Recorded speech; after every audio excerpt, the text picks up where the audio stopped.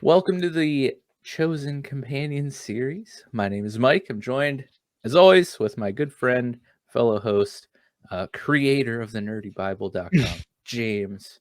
How are you doing this evening? I am not bad. It's actually a good day. It's been one of those days Ah, where nice. surprisingly peaceful. So, That's awesome.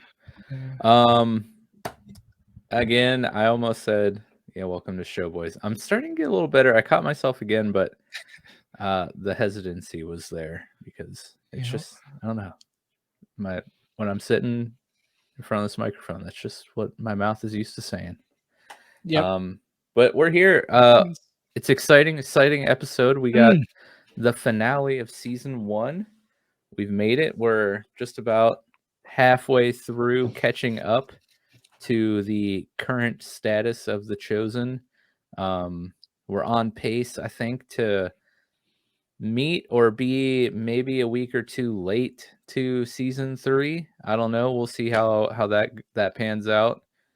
Well, it depends on when it becomes live. Yeah. It's Yep. because it's going to be in theaters, Yes. which they announced or they just came out with the trailer today. I So, I I did you watch it? I saw the trailer came out, And you didn't but want? I How don't want to dare watch it. you? Or you don't want to watch it? Yeah, I'm avoiding it. Just because I don't want to know anything. I want to be pleasantly surprised. Oh, I'm like you already seen season 1 and 2. I get you. All right. Yeah. Well, For a lot of shows, okay, I talk about this on wait, Show Boys a hold on. lot. Have you read the Bible? Oh my Like, gosh, if I could smack you through the screen. Um, uh, yeah, for a lot of shows and movies, I like to go into it blind. Um, as far as like, I mean, obviously, I know the source material.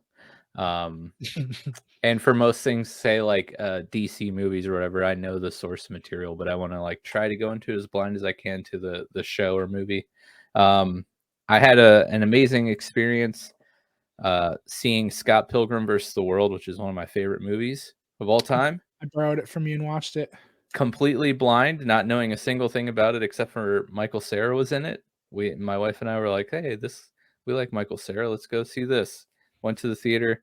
I was blown away. That movie's a masterpiece. Um, and ever since then, I was like, "Wow, I should really try to recapture that magical moment I had seeing Scott Pilgrim versus the World." And if I hear about anything that sounds interesting, I'm just gonna see it. I'm just gonna watch it. I'm not gonna like watch every single trailer that drops or like try to find all the rumors and leaks that come out. Except for Marvel shows, I don't care. I'll watch all the trailers and dig into that just because I'm not as invested as some of these other things. But all that to say, I did not watch the trailer for season 3 that dropped today. I mean, that's fair because you ever go on like Netflix and you're like, all right, what's this movie about? And it plays the trailer for you. You're like, dude, I don't want to watch this now. Like, You I just just watched watched the the movie whole movie. in 30 Like, seconds. Yeah, yeah. they And show now you it's all like, the important parts. and it's like, even if it was like seemed to be the best movie in the world, I'm like, I can't now. I can't. I'm Mm-hmm. too good. I'm really good at like picking up on things and like calling it like way before. Mm-hmm. And I hate it sometimes because it like ruins things, but like, so when they do that, I'm like, I'm done. Nope. No. Or you have the opposite effect where, like, the Justice League movie, for example, like 80% of that trailer wasn't even in the movie. So That's then what they should do. Just you play get all the deleted scenes. You're like you get excited for what you see in the trailer, and then none of that is in the you're like movie, and waiting for it, and you that rip tagline all or your hair out when you leave the uh-huh. theater. Yeah. But yeah, season 3, like we said, last episode of the episode before, first 2 episodes are going to be released in theaters in November. Mhm. We don't know when they will hit the streaming services, so um, we're on pace to record the last episode covering the Christmas special after season 2, like right around Christmas time. So um, if season 3 comes out on the streaming services before then, that'll be interesting for us. um, but I don't know if there will be a delay between Yeah. it being in theater and hitting the streaming services. So it might line up perfectly to where we can just roll right into season 3, I'm or we also might have some weird coverage. I'm also curious if they're gonna do a Christmas special this year. I assume so. They're probably gonna make it a tradition. Just Yeah, I like feel like a Christian show about Jesus and then like just not doing probably. Christmas specials would just be kind of weird. Yeah. So we'll see. We'll have to figure it out logistically when it comes up, but Did you watch the trailer? I did watch it. Yeah, Did you I like what did. you No saw? shame. Huh? Did you like what you saw? Yeah. No, it's good. Yeah, absolutely. I mean, I don't want to like give Is it away Jesus for you. back? So yeah, maybe, Oh, oh maybe, man. maybe, maybe. Oh, I don't know. I might have to Um, watch just to confirm. I think they recast him. Oh man. That would be hilarious. But yeah, that's exciting. If you guys watch the trailer today, let us know in the comments what you thought, Mhm. or you can join Showboys Discord. We have a chosen channel in there, and also, is yours Oh, it's officially out official. yet? Yeah, I've labored over the like logistics of it. A few tweaks I want to do, but yeah, no, it's there. Just nothing there yet. Well, there you Comment go. You like can be yeah. one of So the come in and first. and Tell James yeah, it's you what you can thought of the trailer of season 3. it's live on our website, so you can find the Nerdy Bible Discord, and so yeah, Perfect. it's exciting. Join us in there. It'll be a grand time. Yes. So let's get right in. Do Tonight it. we're covering season 1, episode 8, titled I Am He. And this is what happened. In is it Canaan or Canaan? Canaan. Ca- Canaan? I Canaan? think Canaan, yeah, Canaan? is how I think we pronounce it in the Yes. Western In world. Canaan, 1952 BC, that is. Jacob and his sons dig a well in Shechem. Sh- Shechem, I'm yeah. I'm doing a great job so far. Well, you In don't really Sakar. What's that? nothing. Go ahead.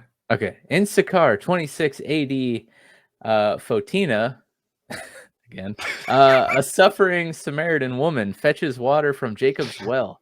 At Matthew's house in Capernaum, Jesus answers questions from the Pharisees, including Yusuf, with the words of Hosea.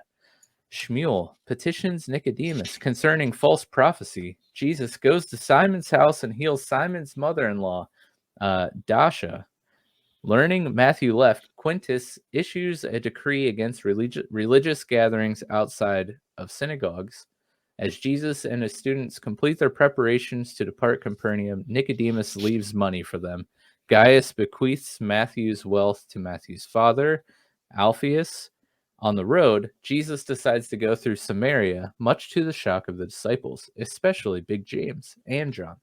When they arrive in Sychar, the disciples go to town to buy food while Jesus stays at Jacob's well, where he meets Photina, asking her for water. Jesus offers her living water, expresses true worship, and announces that he is the Messiah.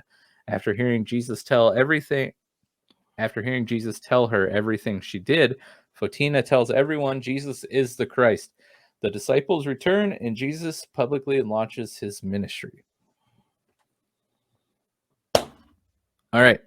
See you guys next week for Yeah. season 2, episode 1. Yeah, a lot of stuff happens in this episode. Luckily though, it's kind of it'll be kind of um not quick, but like easy for us to stay like on the rails here because it's really just following the disciples. I mean, you have like a couple scenes with Nicodemus and a Yeah, we couple get to scenes sum with that arc up. Quintus. Yeah, man. The tear ducts got a good old 1-2 in this episode again. Yeah, you just keep on getting beat up in the I know, teardrops. man. That's rough. I feel bad for him, but it happens. What'd you think of the episode? Good. I love how it starts out with Jacob, just because Jacob's my favorite character in the Bible. Definitely. So, well, Yeah, one of them, but yeah. So I loved how they started out with that, and it makes sense because the whole Jacob's well, at where we're going with this. But I thought it was a really good episode. Um, I think they summed it up very, very well. Season 1. It's kinda like it's almost like they thought it out. Like, no, That's so it's just crazy. yeah. So what did you think of it? I thought it was good. It's cool to see like the official start, right, of the ministry. Yeah, no, it's good. They finally take off on this journey, which is cool. I liked seeing like the excitement of the group, right? They're about to go on this journey that Jesus called them to, which Mhm. obviously would be mega exciting, especially after seeing the things that they've recently seen him do. I can only imagine what they're anticipating to experience and to be Uh-huh. a part of. Um, and just I could also imagine just like the joy of being someone that, like, brings that to people, right? I mean, like, that's what we're supposed to do now, and there's joy in that, but I imagine it was immensely greater getting to do that with Jesus. Mhm. Um, not that we're not doing it with Jesus now, but, like, physical Jesus. Yeah, it's different.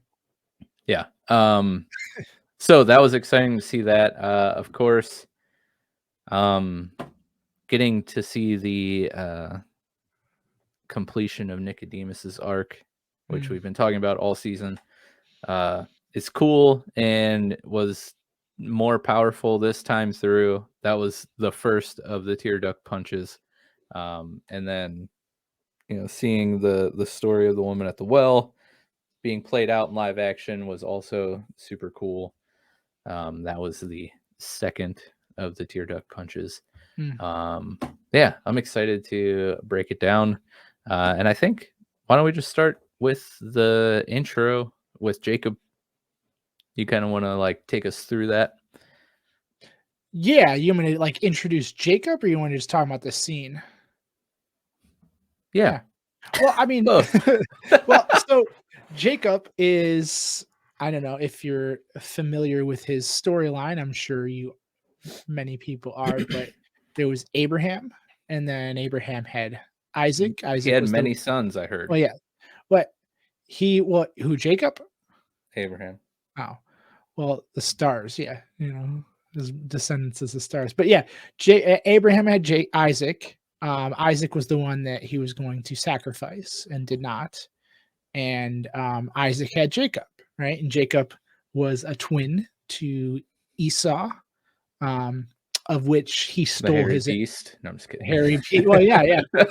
Um, and he stole his inheritance through like just coercing him into giving him his inheritance for soup. But yeah, so and then tricks his dad into actually blessing him and stuff.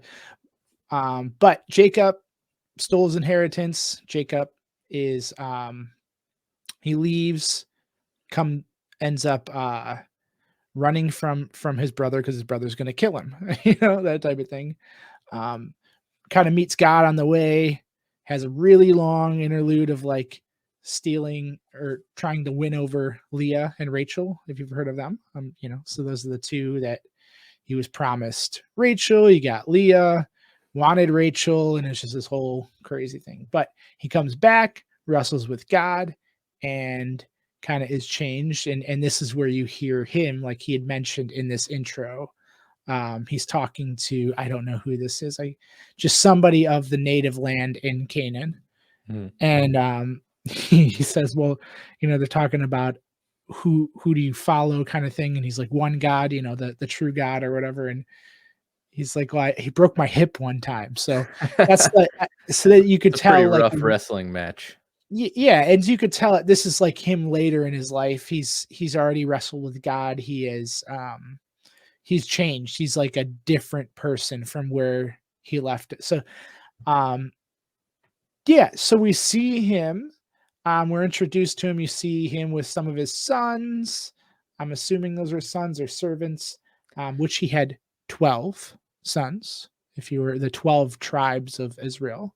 So Mhm. that's what you get. And Joseph was the one that, went on to be Pharaoh of Egypt, or to be of Egypt. And so you have here, he's digging a well, and later on we're gonna see that they may be standing at a well, just a little.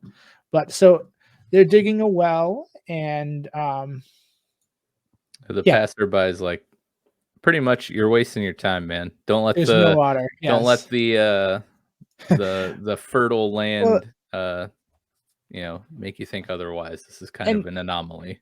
yeah, and he's like, "So how much did you buy it for?" And he, says a price, and he's like, "That's that much too much." Yeah. Like, "You shouldn't have paid anything for this. Yeah. They got you." That was great though, because he says, I forget what, like, currency they say specifically, I'm but he's trying like, to "I wouldn't pay $100 US, I wouldn't pay 100 yen, I wouldn't pay 100, like, pesos, I wouldn't pay 100 anything for this land." Like, you Yes. got ripped off. Yeah, absolutely. And that's where, Jacob shows the same kind of faith that, he's kinda known for at this point of his life, and he's just like, "It it's cool, Yeah, our God will God's got provide. us." Yeah, and I love that as he's, like, explaining, God to this, passerby, um, basically the guy's like, "So you follow this invisible God. He's, like, led you out here, uh, to, like, a piece of crap land. He broke your hip, and yet you still, like, choose to follow this guy? You don't, like, carry it around with you?" 'Cause that's something he asked, and I love what Jacob said. He's like, "No, like, we didn't choose to follow him. He chose us," or something like that. I forget the exact, uh, verbiage he used there, but, oh, man, it's so good, and it's, so powerful. No, it is. Um, yeah, he's talking about he's I think in the cold at this time there he's looking around like, "Well, where's the temple? Where's this and that?" And he's Mhm. like, "There is no temple. There is no this. I mean, we build altars, but like that's just he's with us wherever Yeah, we go." like, he And that he's not an idol. They don't have, like, exactly like you're saying, yeah. yeah, and that kind of references gives you an understanding of where Jacob was when Jacob ran from Esau, at an early age. You get the famous ladder of heaven dream, and so he puts his head on a rock. He has this dream, um, of these angels going up and down on this ladder, of which actually to reference Jesus brings up later on, referencing like, that ladder, Mhm. that's me. I'm the The, ladder. And are you truly, talking about, like, what's it called? The Stairway to Heaven? I maybe not like Tower of Babel or anything, but like, Sorry, that was a terrible oh, joke. That was oh, okay, cool. No, that was you forgot to hit what mute what what before would you that. say, at the beginning of the episode? You're quite keen at picking things up, uh, I except usually my jokes, am.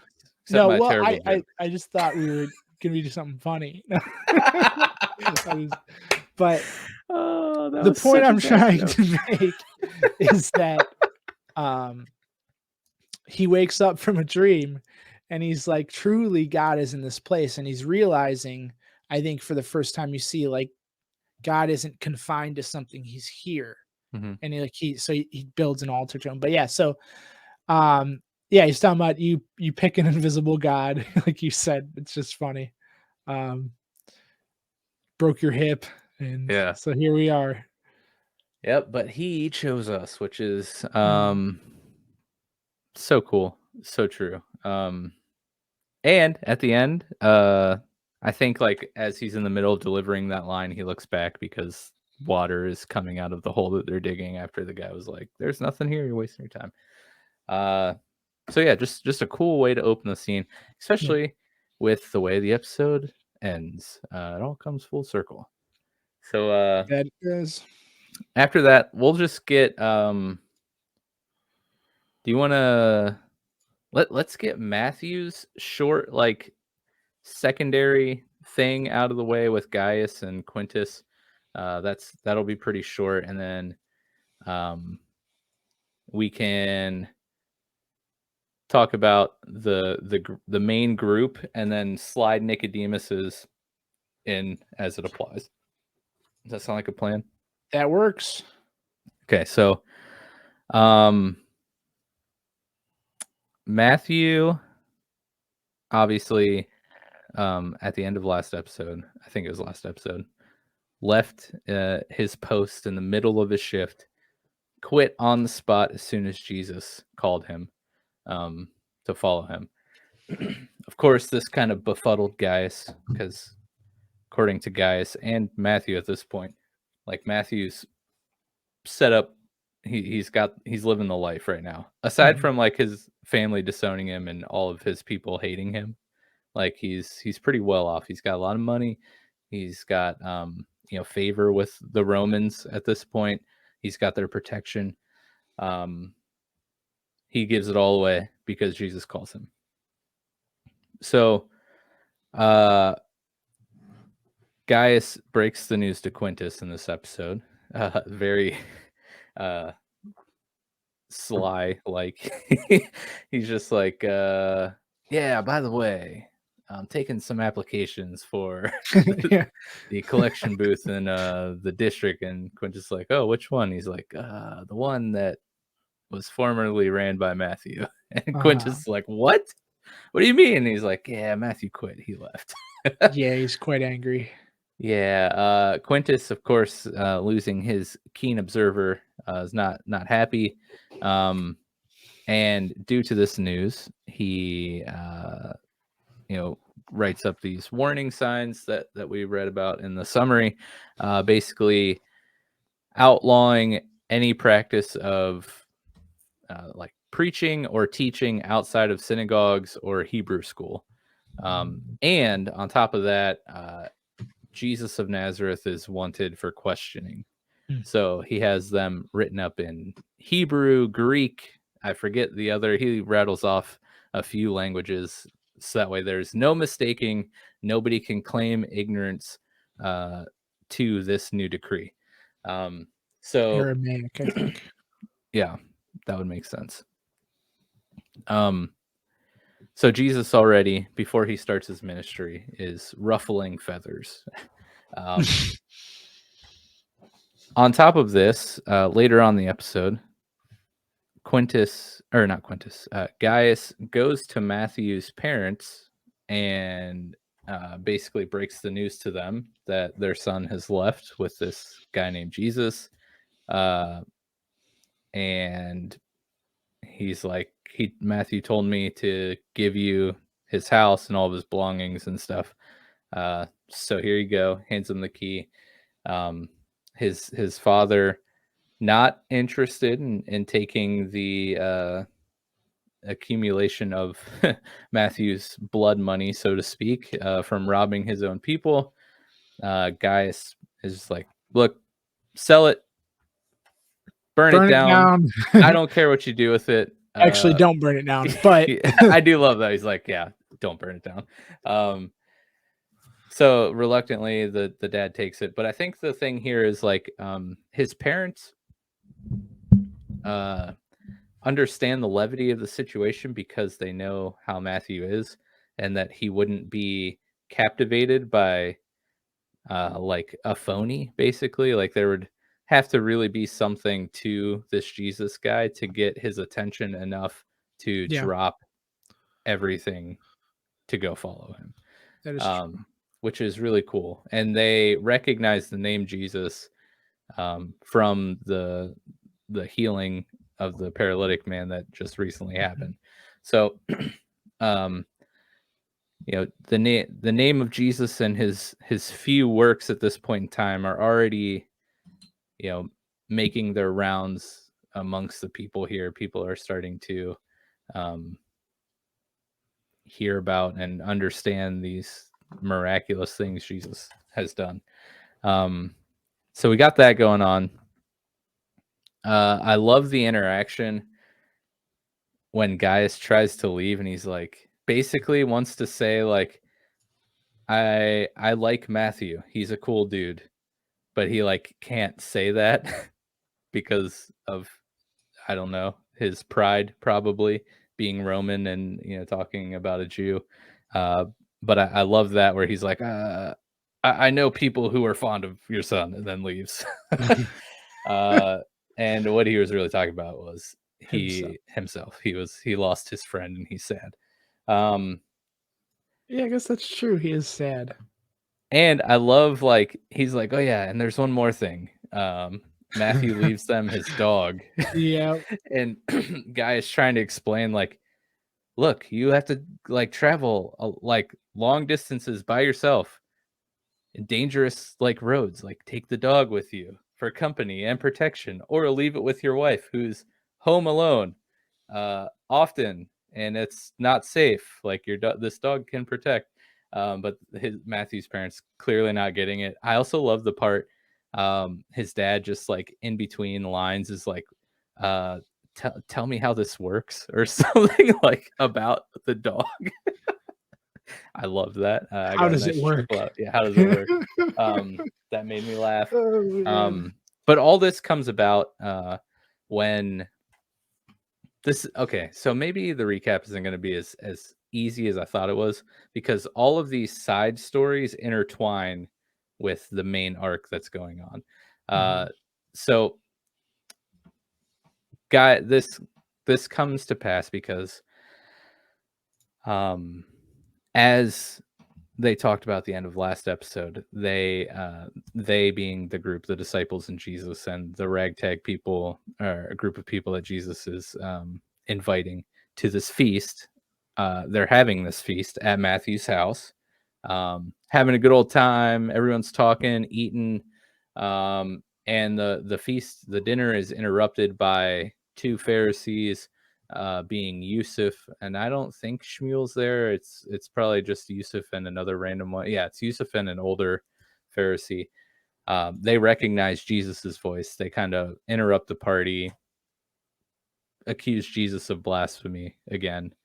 And while all this is going on, Gaius is either coming to check on Matthew or happens to be in the area. Whatever comes, like breaks up the disruption here, and Matthew invites him in, has this conversation with him. Do you want to talk about this scene, this feast scene, and everything that happens in here before we move yeah, on? yeah. All right. So Go on. in this feast scene, what of importance? What's here that's important for us to know, James? Well, I would say this, like, biblically, um, it's from, so Matthew was called at the end of the last episode, right? Right? Mhm. That was the last episode? Yeah. Yeah. And he's like, "Follow me and be my disciple." And so, um, in Matthew 9, it's Jesus calls Matthew, right? Or Levi, or whatever book you're looking at. I'm pretty sure it's implied that both of those are the same. But directly after that, it says later Matthew invited Jesus and his disciples to his home as dinner guests. So this is straight from Matthew, what we're reading here. And then, they're at dinner, and the Pharisees saw this. They asked his disciples, "Why does your teacher eat with such scum?" I don't know. I'm reading NLT, but um, and so that's where we find in this scene is that, he Jesus is addressing them, and he says, "Healthy people don't need a doctor; sick people do." So now go and learn the meaning of Scripture. Classic. Yeah, of this. Yeah, it says, "Now go and learn the meaning of this Scripture. I want you to show mercy, not offer sacrifices." Um, Yeah, so for I've come to call not those who think they are righteous, but those who know they are sinners. So he's clearly like, "Hey, I'm here for these people. I'm not here for you." And not that he's not here for them, but like that's not like the righteous. Like he said, healthy people don't need a doctor, which I don't know if I'm like, I guess now that I'm reading this, I'm like, the the Pharisees and the Sanhedrin, like they weren't healthy. Right. So, but I think the difference is that, like, the sinners were willing to hear, Yeah. and the Yeah, Pharisees weren't. yeah, the sinners, yeah, exactly. They aren't self-righteous, like thinking they have all the answers. Mhm. Um, And so yeah. this scene though is pretty good because I just picture, I don't know, you can't see on the podcast, but it's this arms crossed, just I'm Peter, I'm Yeah. Simon Peter. What do you want? And just like the Yeah, whole just time, like, waiting. He's like, "Just let me just ran. punch somebody, please." Yes, it is like, when can I punch him? Yeah, yeah, That's yeah, super just funny. menacing in the background. Uh, It's like, do I need to take this outside? Um, yeah, we get the classic line, basically verbatim from Matthew there. Uh, and which yeah, is it's good. Like, yeah, that didn't, like, there's some creative liberties to take, but, like, when you got the chance to use the big mhm. old red words, like, use them. Yeah, I think they do a good job of that in this They do. series, because it happens quite a few times in almost every episode. Mhm. Um, but yeah, so that, of course, is what leads Gaius to having this conversation with Matthew's parents. And of course, that's kind of like picking up from where episode 7 left off. So after this, um, the group is making preparations to leave. They go back into Capernaum one final time, uh, and we have a scene. I'm probably going to get this out of order exactly what happens, but we have a scene where Jesus, Andrew, and Simon go back to Simon's place. Jesus has a very touching conversation with Simon's wife, and then he heals Simon's mother-in-law.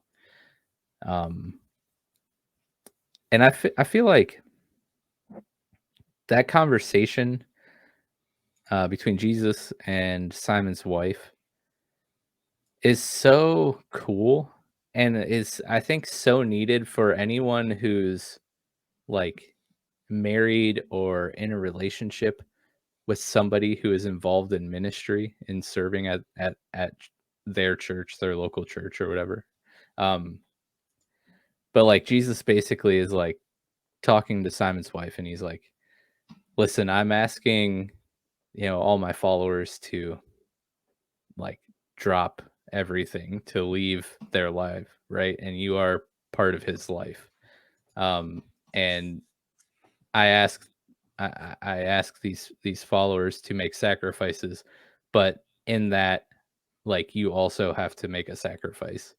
And it's just like appreciative of her being able to make that sacrifice of like Mhm. having Simon out there in the field. Um, and it was just cool to like see, Jesus, he's like, "Look, I see you, like I love you, like thank you for making that sacrifice too." Um, I don't know if this is making any sense to anyone, but for me in this scene is just like, man, that is awesome because it is very true.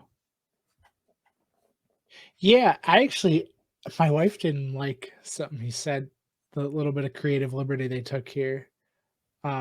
She brought it up and I kind of argued it with her for a moment, and I realized, she knows more than me. So I walked down. Um, wait, can I delete this? I don't want. No, You can't admit that, yeah, I know, no, especially on a recording. no, but well, she does. She knows so much more about scripture than me. I'm like, I'm a Same, bro. noob, you know, Same. and so Totally in the same boat.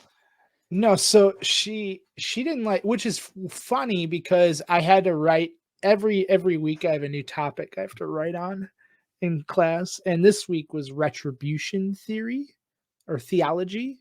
And retribution is like you did good, so I'm going to do good for you, or you did bad, that's why Mhm. you got cancer or you got this. And like so it's like that retribution, like you do something good or bad and you get paid for that, like Mhm. you get what you deserve, right? Yeah. And so what she didn't like was that Jesus came in and was like almost like, I see you, I know you did good, so this is why I'm doing this. And I agree, and I don't I think that was from what they did, I don't think that was their intention to Mhm. give that, like, retributionist kind of feel Yeah. to it. I think they were like, because I feel like when you see this scene, you're like, "Okay, she was faithful Mhm. and he to what her husband's doing, therefore faithful to what he's doing," right? Mhm. And whether he came in and healed her, oh, I guess we didn't really say that, what No, she's yeah, gonna I do. did. Okay, okay, whether he came in and healed her mother or not, Mhm. like, she was going to remain faithful. So I don't think, I think they could have maybe, I can't even remember the words that they chose. There was something specific she didn't like, and I kind of agree, but I don't think that's what they were trying to go for. Right. Um, but Yeah, and that's like a touchy subject, right? Because I don't think I obviously don't think that God will punish you for, um, like, "Oh, your faith isn't strong enough, so you have cancer now," or like, mhm, you know what I mean? Or like, on the flip side, like, "I will only bless you because you tithe," or mhm, insert whatever. I do think, however, that, like, God does bless and show favor when, like you said, you're faithful. Like, I don't know, it's like a weird, like, kind of difference, but mhm. as I say it, it sounds exactly like what I just said. I don't think, uh, I think there is blessing in your faithfulness, but also, I guess what makes it different, and I'm probably absolutely butchering the thought that's in my head and, like, trying to make it from here to out of my mouth, That's fine, we can um, reformulate it, just but butcher it. there is blessing and favor in living your faith out, but, like, that is not the only way there is blessing and favor. Does that make sense? Like, Y at okay, so in scripture it says, like, you know, you wanna like, we'll stand before God, and we want God to say, you know, "My good and faithful servant, like, Mhm, I'm pleased." I totally paraphrasing here. Um, so if you are a good and faithful servant that is pleasing to God, um, and He wants to, like, bless us and show us His favor, but, like, that's not the only way to obtain blessing and favor. I feel like I'm just going around in circles and not making well, much sense. the reason why I think you're going in these circles is because it's not an easy topic, Yeah. and what you find is that as soon as you try to imply that that is the case, it seems to contradict itself, or Yeah. contradict the idea. And I mean, we have all these people, like, we'll just look at the simplicity of whether it's a myth or a real person. Job, right? You have Job. He, like, there's no reason why his family should have, like, die, like, and so you look at these things and it's like he didn't get what he deserved. Yeah. I mean, I think that, I mean, it's hard to even say, like, you can, what, go sin or something, and like now you're you deserve your family to die. Like, you know what I mean? I don't think there is that level. Like, you know what I mean? There's no point at which that's like a deserving thing. Right. I mean, even if you, yeah, I don't know. We won't go any farther with that, but you know, I just, it's not the example I want to like sit here and try to, but it's just not. Um, but I really distracted myself on that one. I was like, don't go down that hole, you know, but no, it's hard. It's not an easy thing. And I think that we see all over the Bible. I mean, people that are blessed for things that seemed as though they lived pretty good and they deserve that. But then you see people that are blessed when like they do not like David. He did some pretty crappy things. Um King David, you know what I mean? Well, Like you and I have would even say like the disciples, it was a blessing to like be a disciple and get to like oh, they were rock live stars at that life time. with Jesus, and like they were all kind of dirtbags. Yeah. They No, did I not mean, deserve that. you got to see these I think these disciples too, like I don't know, I think they're doing a pretty good job at it, but like they're like even when you see that excitement in them, they're like rock stars right now. That's what Mhm. like the modern day like everyone begins to know them. They're this, and so like it's very easy that like this position and power goes to their head just as it goes to a Pharisee or a, you know, and Mhm. so I don't know. I'm very curious how they develop that. But the point here is that like it it's just not. I don't know. I don't know what got us on this tangent here, but um Yeah, I don't know. yeah. It's interesting too because as you're saying all this stuff, I'm thinking like in the past episodes, like every time Jesus healed someone, he comments again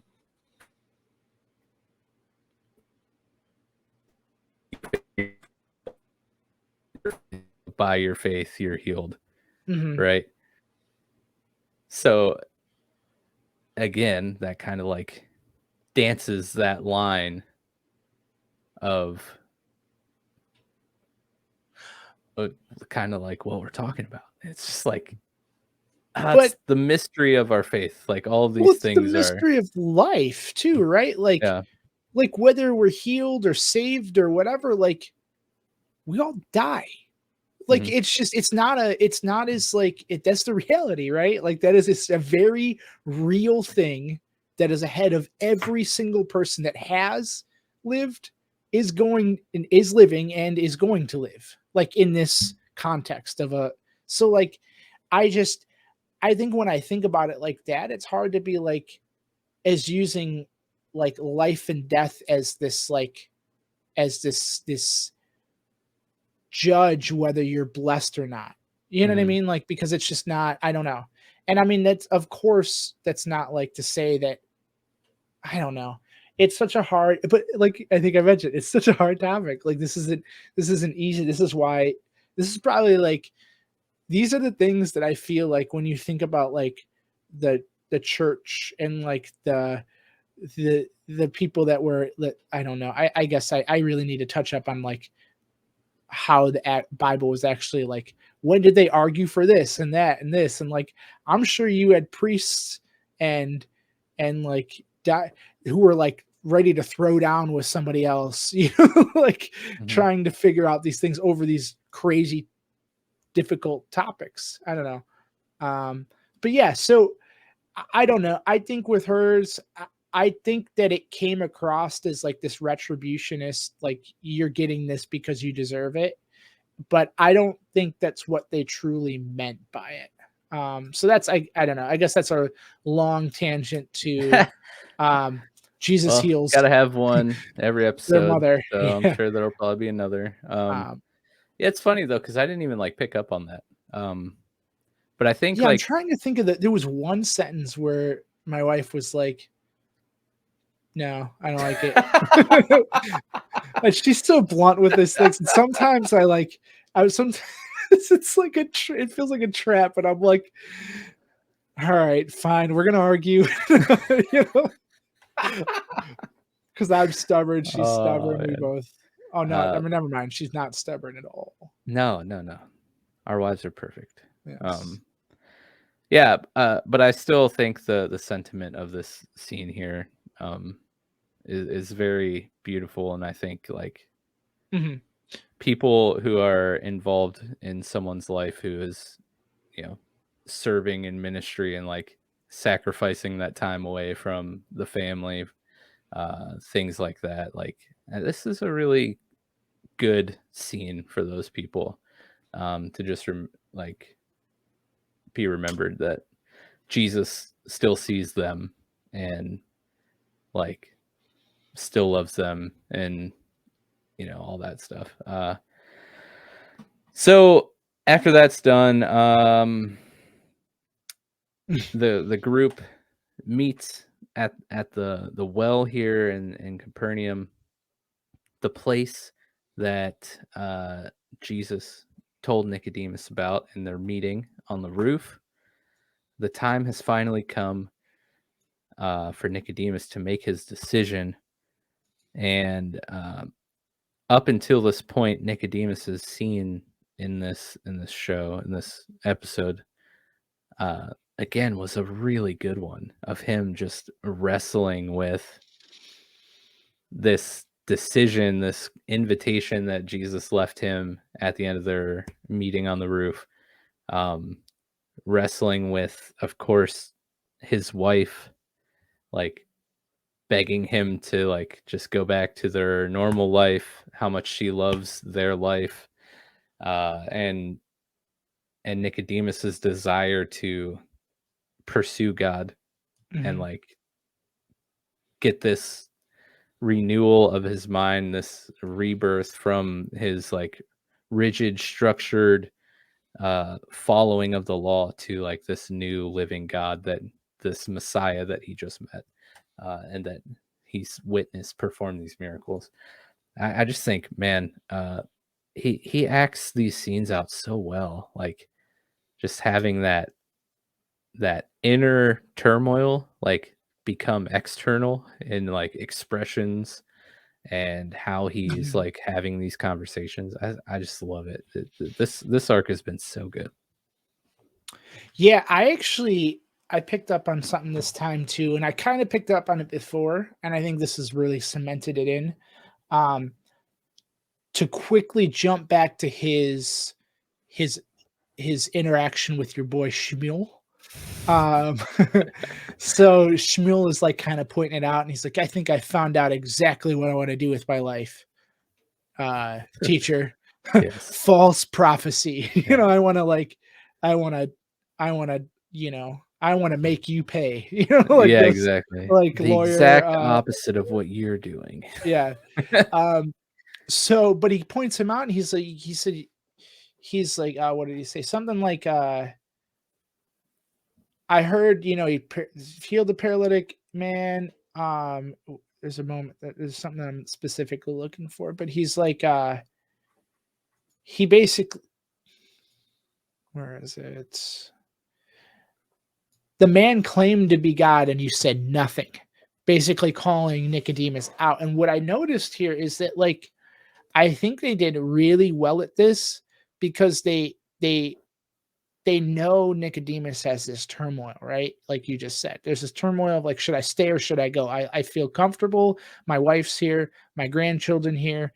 Mhm. I may not have circumcised the last one because I was I'm gone, sure there'll be but like another. there'll Like, be another and I'll continue my duties, right? Like I'm yeah. comfortable, I'm here. But like when he's answering, his response is he's a man from from Nazareth, right? Like he's a man. And like when I saw this happen here, I realized that like the last episode he did that. And then the episode I think before, like the past few episodes with his wife and who was somebody else, I think with Quintus, I believe. Quintus, yeah. Mhm. And so every chance that he gets, he doesn't it's like he sits on the fence so well, and he's becoming comfortable on Mhm. the fence. So it's like, um, it's just they did so well because he's not. Well, did we just say he's not gonna? I keep on doing Wow, that. spoiler. I am a really bad spoiler. Uh, I mean, if you're listening to this episode and you haven't seen the episode, you should go that's back. your fault. You should stop this and go back. Right. Yeah, Um, right. He doesn't go. We all know he that. doesn't go. And so, and I think they did so well at this because like he can't commit. He can't commit to it because he knows that as soon as he starts defending it, it's like it's a commitment. Yeah. And so I think they did. It was just something I noticed that I think they did really well at because they he just plays it off and shrugs it off every single Mhm. time he it's that it causes any bit of conflict. Yeah, yeah. But then when he's, like, face to face with it, like, he can't deny it, right? Yeah, and even this, his like you were saying, his the tear the getting punched in the tears here or in the tear ducts, is that what Yeah, yeah, your motto now? yeah. Um, he, it's like he understands how real it is. Mhm. Um, Yeah, and as you were talking, like, made a parallel with, like, he is the exact opposite of Matthew. Like, both equally in their own perspectives, comfortable and, like, well set in life. Both are called by Jesus. Both have seen these things that Jesus has done and heard of the things Jesus has done. And both are equally as intrigued. mhm, One drops absolutely everything, no hesitation, no questions asked, follows Jesus. The other one struggles immensely and ultimately decides to stay comfortable. And it's just like really cool to see like the other side of the Matthew coin. Because mm. it's kind of what we get No, that's there. good. No, it is like literally the exact opposite. Well, I mean, it's like those parables too. It almost okay, sorry, I don't mean to interrupt you, No, but no, it no. almost perfectly demonstrates what Jesus said at the dinner that he's here, healthy people don't need the doctors, the sick people do. Mhm, And here it is, like we have a Pharisee and a tax collector, like both encountering the same exact person with the same exact proposal, and who follows the sick person, the tax collector, right? Not the healthy Pharisee. I don't know. mhm. It's just sorry, just popped No, in. no, no, that's good. So, does Nicodemus, do you think he is exhibiting true belief? I don't know, because then you get to that point too where it's like the whole like lukewarm Mhm, conversation. Like, is he being lukewarm here by, not being on one extreme or the other? Like, or is he by not following Jesus, like, then denying Jesus? Or is he just like, yeah, I believe you are who you say you are, but like, here's a few bucks, but I'm just gonna go back to yeah, Jerusalem. but also at the same time, like, I was thinking, like, for instance, I when I came to faith at 30, my instinct was like, "I need to go into ministry." And then, like, the next, like, 4 years was struggling, like, "Do I really need to go into ministry?"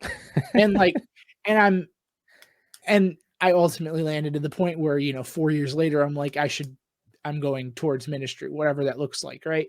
And so but at the same time, I think we all get that, like, excited feeling like these disciples are, and they're like, "Oh," but it doesn't necessarily mean, like, go quit your job and go, you know, learn all of Torah and in scripture and, like, I don't know if that necessarily it means that, you know what I mean? And, like and so Nicodemus didn't quit his job.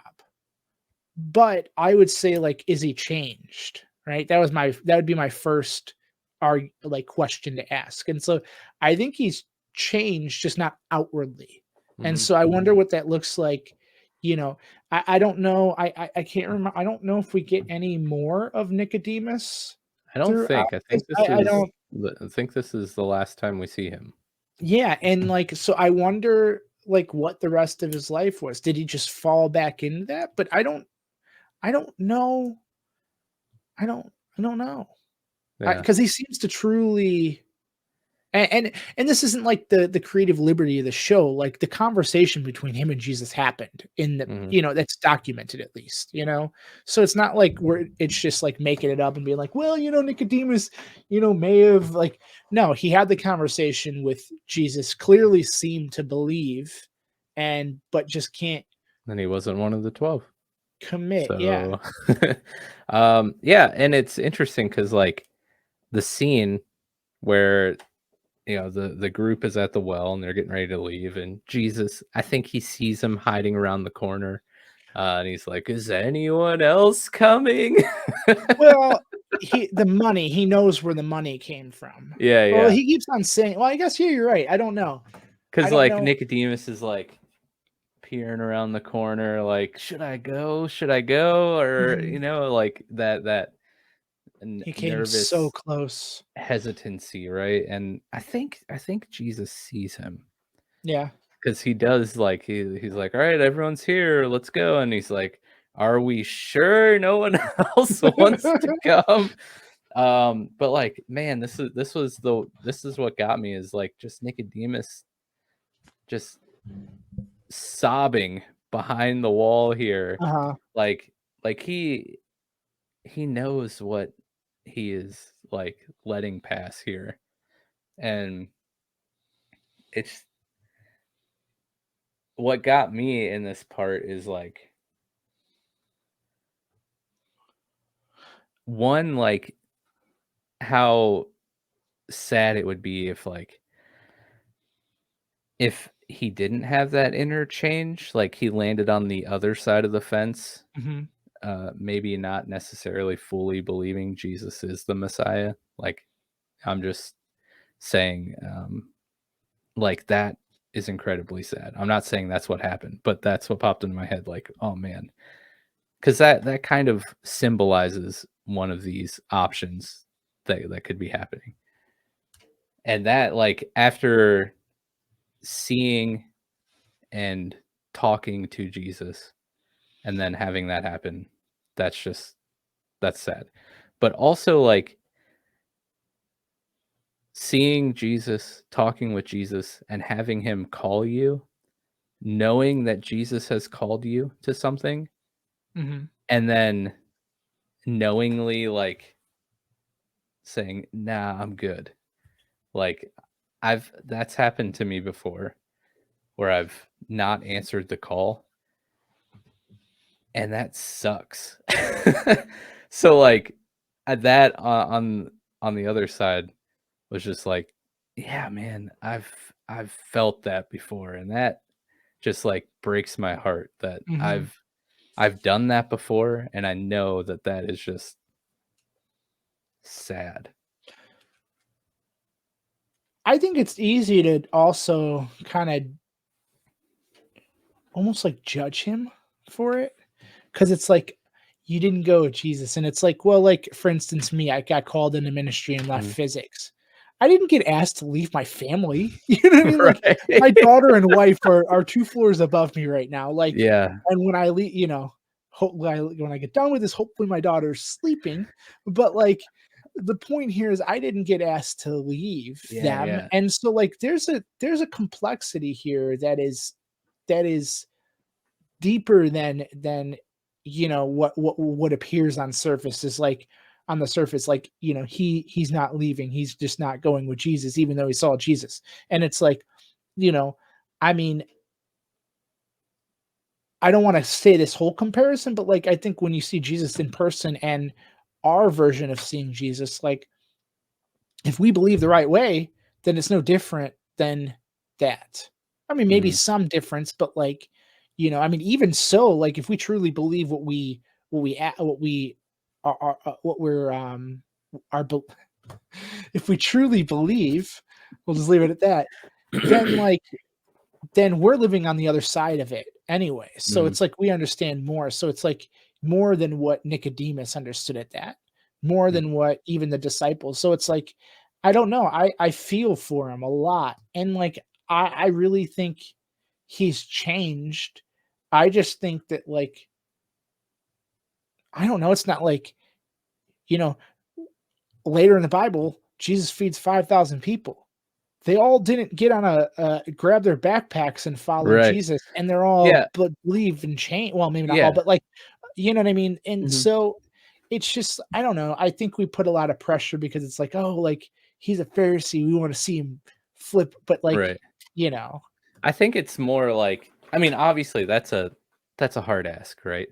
Yeah, For someone to leave their family yeah, and, like, and especially um that age, and, like, yeah, you're not just leaving your wife, you're leaving your kids, your yeah, grandkids, yeah, your all 5 like of them. But I it's more of like, because obviously, like, you're exactly right. There's people that believe in Jesus that are not of the 12 disciples. Uh-huh. Like, that is a very specific call for very specific people at that time. Um, I think it's more like the symbolism of, like,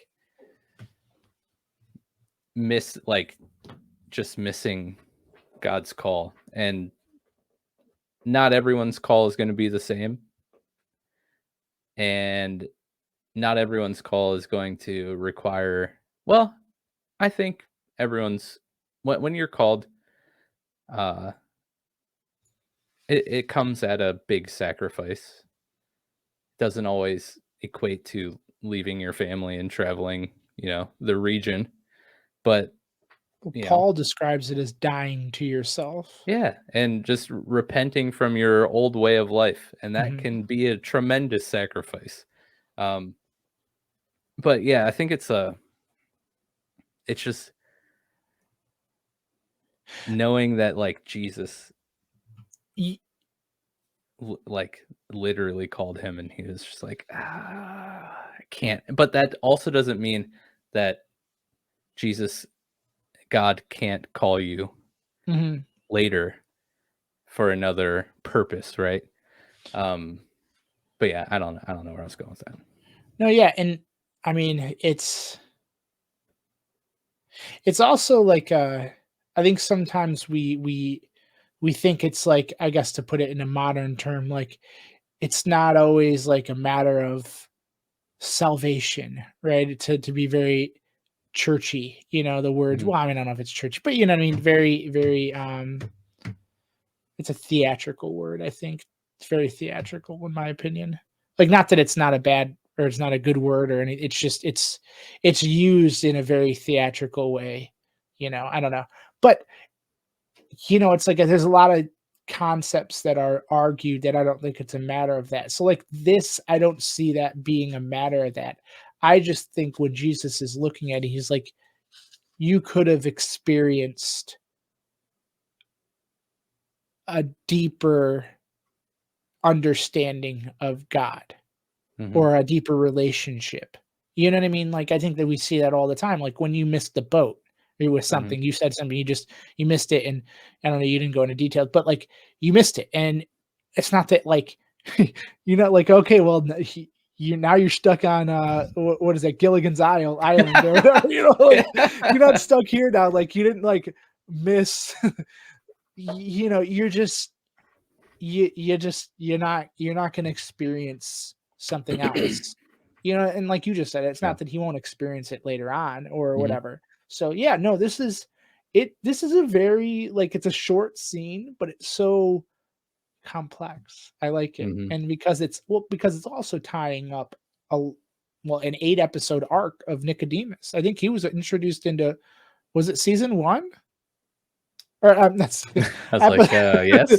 we're still in season was it episode 1 or was it episode 2? It was early It was on. very early. Yeah, I don't know. But it was like, we've been following him on the whole time, and I mean, you and I focused a lot on him, Mhm. just because it was this like Yeah, what the heck are we gonna talk about now? yeah, I know, right? Sheesh. Yeah, Nicodemus was, episode 1. Yeah, so, like, it's just it's, it's it's hard, man, it's hard. It's hard to watch go through it. Um, yeah, Yeah, because he indeed. wrestled. He did. Maybe not outwardly with other people, but like internally, like he really wrestled. Yeah, and it clearly affected him, his decision, because he was sobbing. Mhm. um, yeah, it was a great arc, a great arc. And I think it was very well acted. Um, let me look up the fellow's name again. Or the actor. It is Eric Eric something. You said I think you mentioned isn't he like a famous actor? Yes, Eric Avari. He's been in a handful of pretty decent things, in which I will find real quickly. Yeah, so with this happening, the group takes off. They're heading. They're trekking out in the wilderness, um, and they get to. I don't even know if it's like a fork in the road, but they get to a point. They're on a hill. They see a town, and Matthew's holding the map, and he's like, "Oh yeah, if we just go that way, like go down by the Jordan and hang a right, and we'll be there in no time." And Jesus is like, "Oh no, we're not going that way. We're gonna head over here."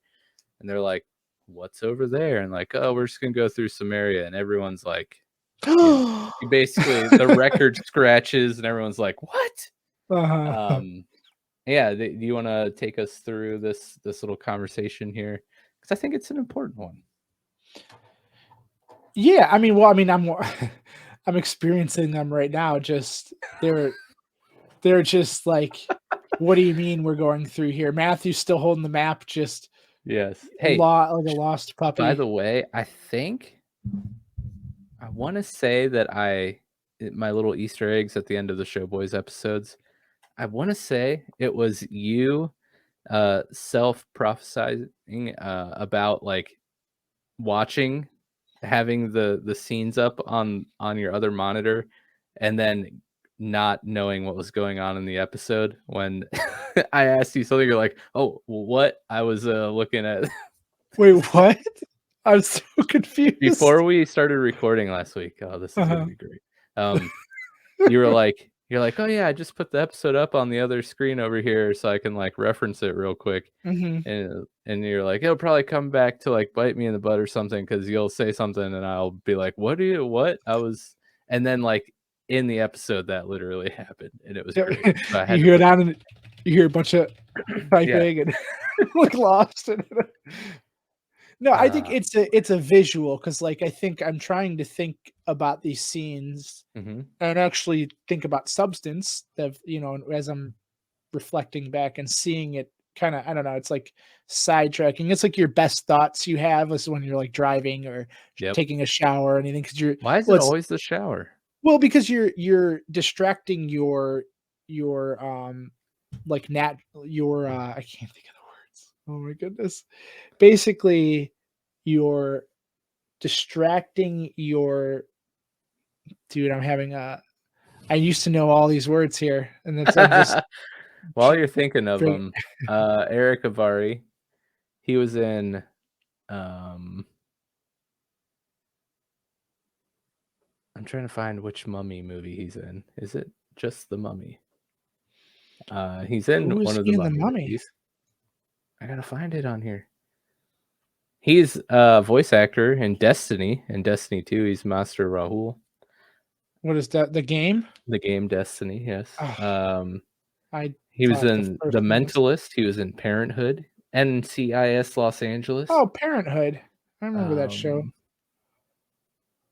come on, where is it? He's in Castle TV series. Excuse me. Paul Blart Mall Cop, of course. Oh, okay. Home Alone 4. Burn Notice he was in. Mr. Deeds. Yes, Mr. Deeds. He was in Heroes for a few episodes. Where? Where was he in Heroes? He was Chandra Shurish. Oh my goodness. He totally was. He was He in was his Jag, fa Oh my goodness. Alias, Law and Order. He's made quite a few appearances in the classic uh cable dramas. He was in the Fresh Prince. Am I on the right thing?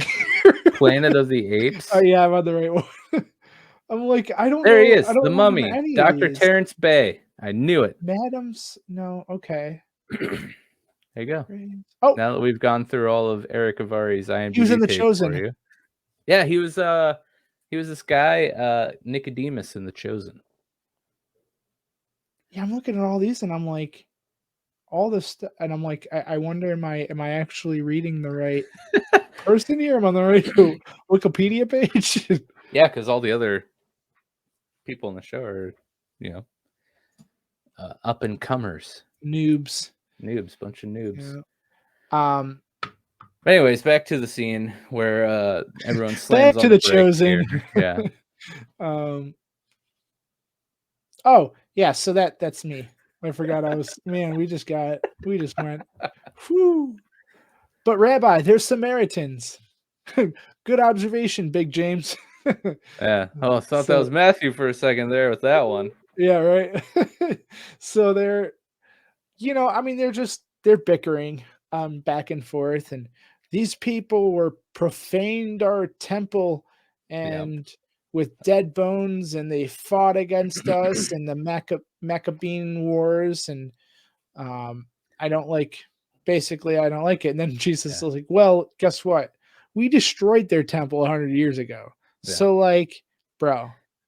The Jews and the Samaritans, not they are not bros. They're the opposite of bros. Um, Yeah, yeah, I and you love. see that in his parables too throughout, like, like a Samaritan walks into a bar, that type of thing. And like, you know, Yeah, I mean, we see it at the end of the episode here. Mhm. But yeah, I love it though because Jesus is basically like, I forget exactly how he says it, but he's like, if you're gonna ask all these questions every time I do something or we do something that's like not in your comfort zone, this is gonna be a very annoying trip for Yeah, everyone. he really does say that. I don't know why that got past me. Classic Jesus. Listen, if we're going to have a question and answer session every time we do something you're not used to, it's going to be in a very annoying time together for all of us. Oh man, that's good. I don't know how that got past me. Um, I love their like, and they're like, well, what if they attack us? And he's like, well, then Simon will be able to finally Yeah. take a, be the bouncer that he is. And there's Simon Simon over just there, back like there. breaking something, like He's like ready doing the to. Tiger Woods fist pump. Oh man. Yeah, but basically Jesus is like, yeah, we're gonna go through Samaria. It's gonna save us some time. Uh, I don't know. I don't think he says anything about like having to meet anyone, but we know why Jesus is going to Samaria. Mhm. He has an appointment at the well with a particular person. Yeah. Um, And that brings us back full circle to the beginning of the episode. mhm. And this well is implied that there's a strong evidence that they think this is Jacob's well. It's written there, and like but like I was trying to do the research of like modern day, like where do we think it is now? It's like when they built the church or whatever over Mount Gethsemane, or not Mount Gethsemane. Oh my goodness, where was that Gethsemane? Why am I having a drawing a blank here? Where he was crucified? Is that no? It's Mount. Rushmore.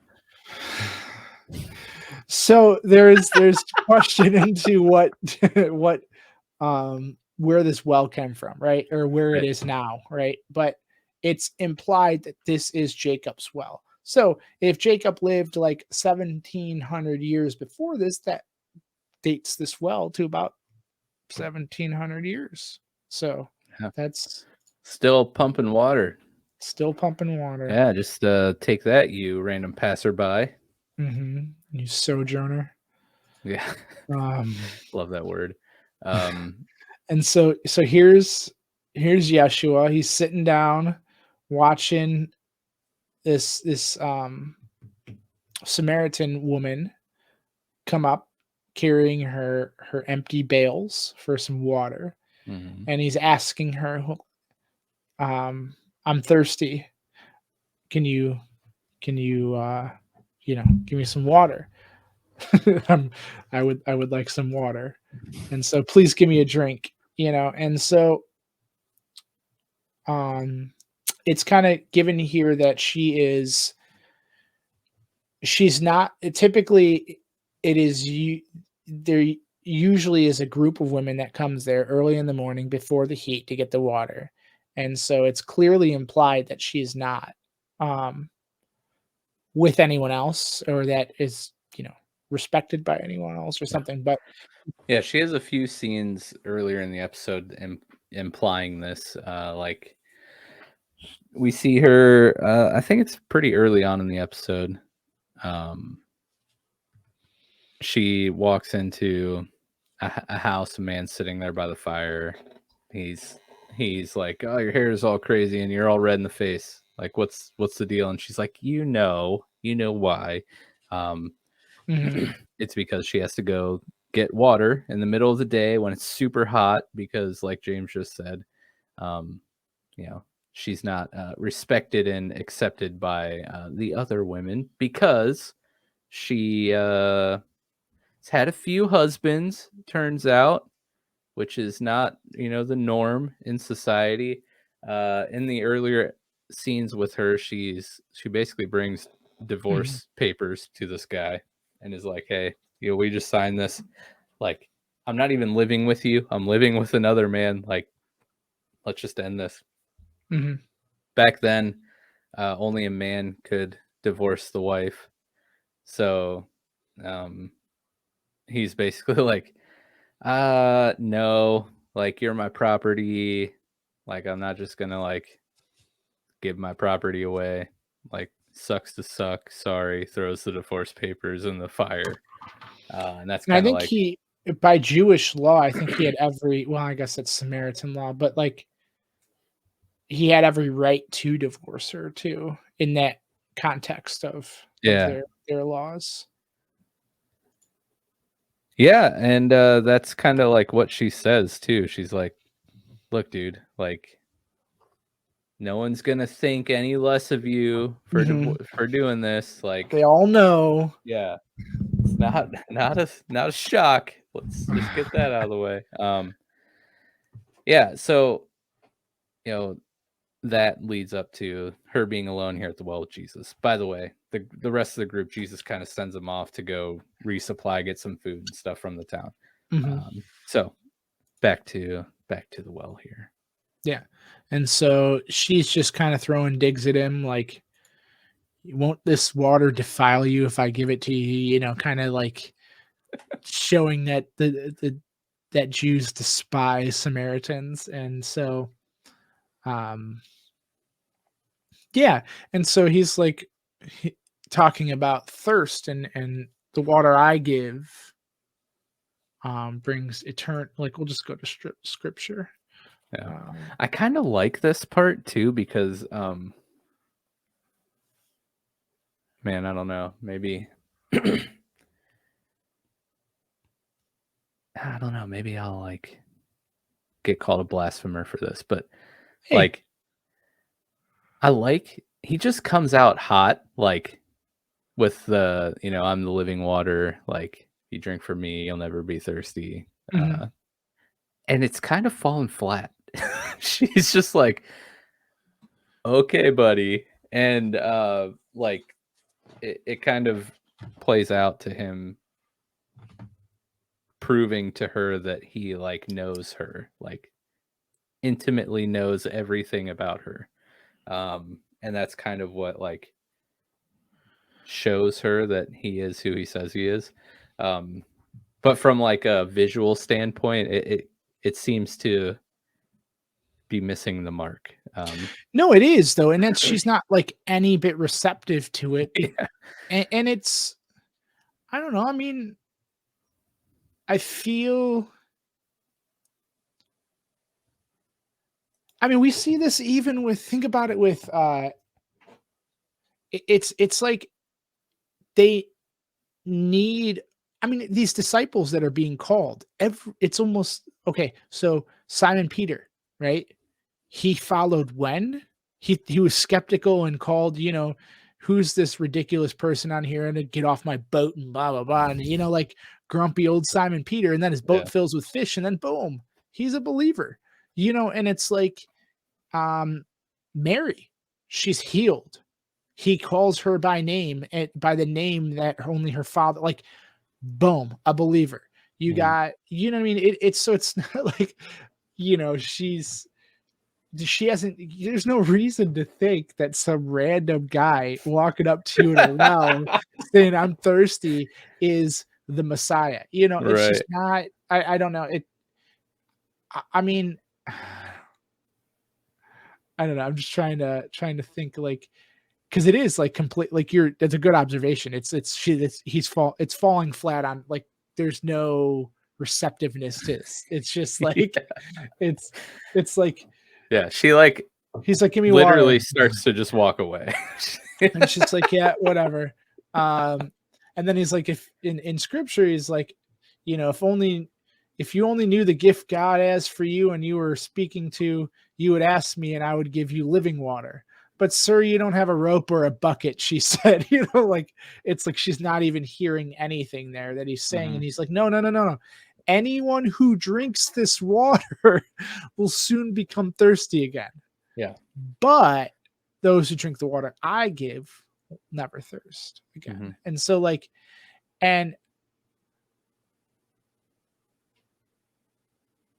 and so I think she's starting to come around at that point, and that's where Jesus is like, all right, go and get your husband.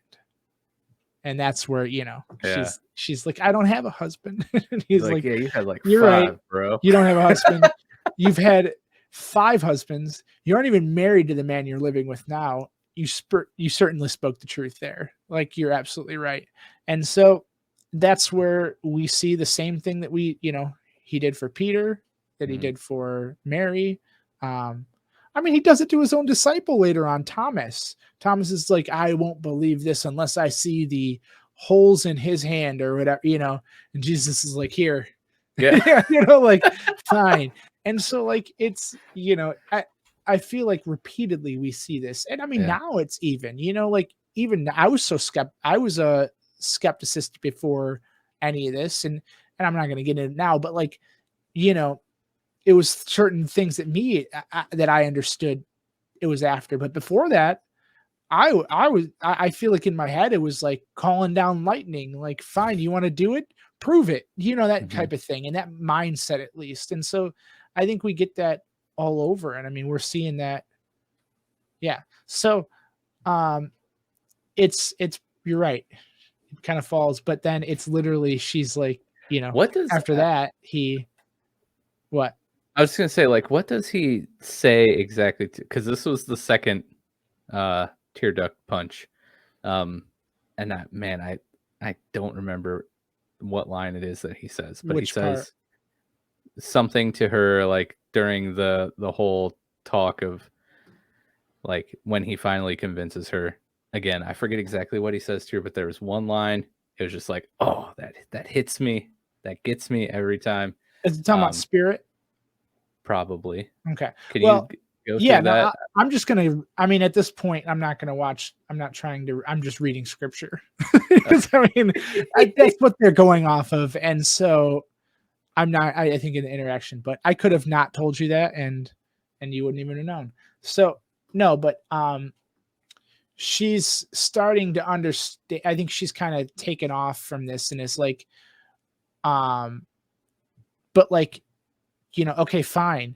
But I can't even worship here because we don't have a temple. We don't have this. We don't, and that's where he says, quote unquote, believe me, dear woman, the time is coming when it will no longer matter whether you worship the Father on the mountain or in Jerusalem. You Samaritans know very little about the one you worship, while the Jews know all about him, for salvation comes through the Jews. But the time is coming indeed, it's here now, when true worshipers will worship the Father in spirit and in truth. The Father is looking for those who will worship him that way. For God is spirit, so those who worship him must worship in spirit and in truth. And then he goes along to say, um, she responds, she's like, I know the Messiah is coming, the one who is called the Christ. When he comes, he will explain everything to us. And he said, I am the Messiah. Right. Oh yeah, I And think it was that's, one of those. yeah. I also love the whole time that he like as that part of the conversation at the well's happening, like his eyes are watering as he's like delivering these words to her. Mhm. Like it's just man, I could not imagine playing the part of Jesus in this show. I would not be able to hold it together during any of these scenes. I would be crying like a little baby. He, and this is like, I mean, I guess correct me if I'm wrong, comment section, but like I think this is the first time he like truly reveals, like everything up until now is, I'm pretty sure, implied, Yeah, no, this is the but first this is time like, that this he's is it, like, publicly yeah. yeah.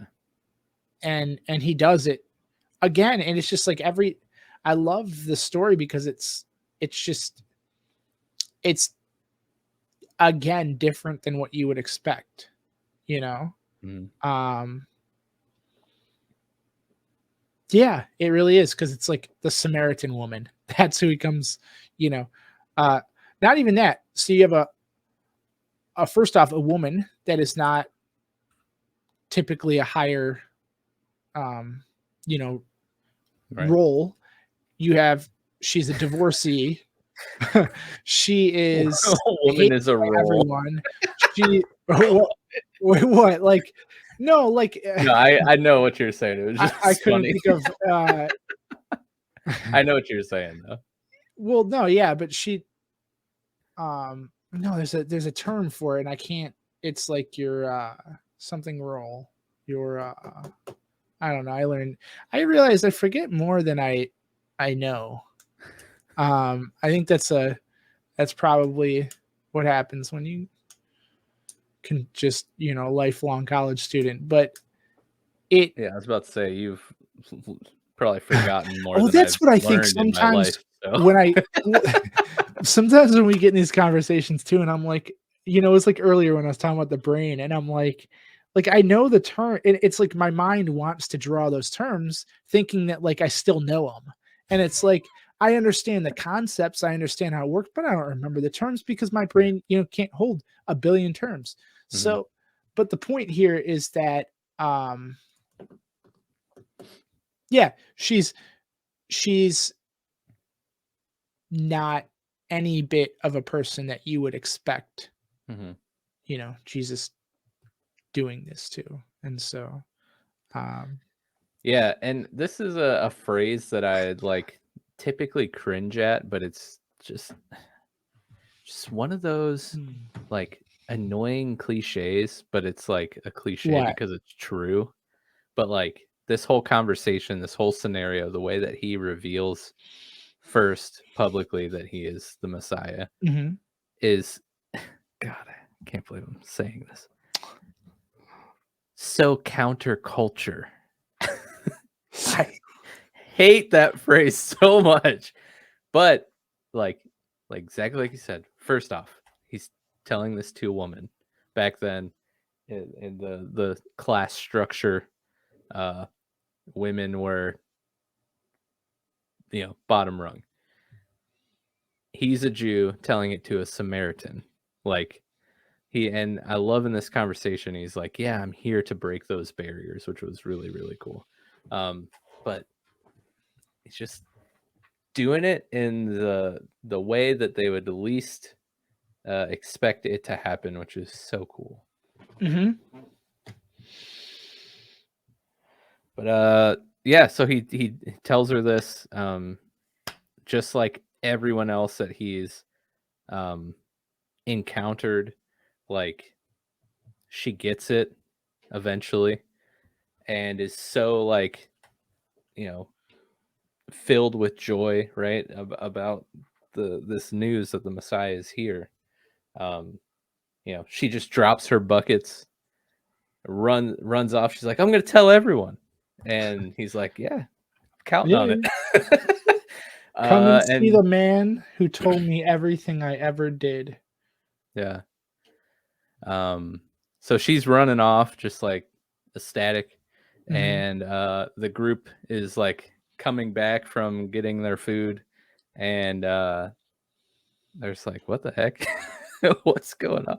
You left your water here, lady. And she's just like, doesn't even care. She's gone. And Simon, of course, is like, so wait, hold on.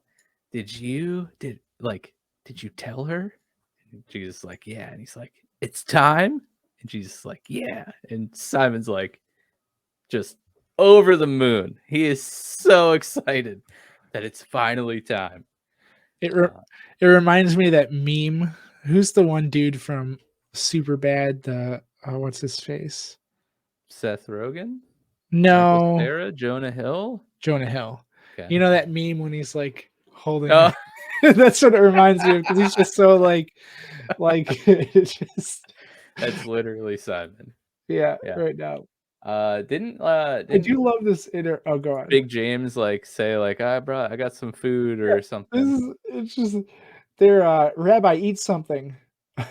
They're, telling Jesus, he's like, "I have a kind of food you know nothing about." It's like they're it's good even in John, it says, "Did someone bring him food while we were gone?" And, like, they're just clueless and, like, I don't know, Love it. Yeah, Jesus probably face palming. He's like, yeah, can't take these guys anywhere. yeah. Here you're like, "Here we go. Let's go in. Yeah. Let's get into this Um, annoying." but yeah, so like here we go. The ministry has started. Mhm, The group is on their way.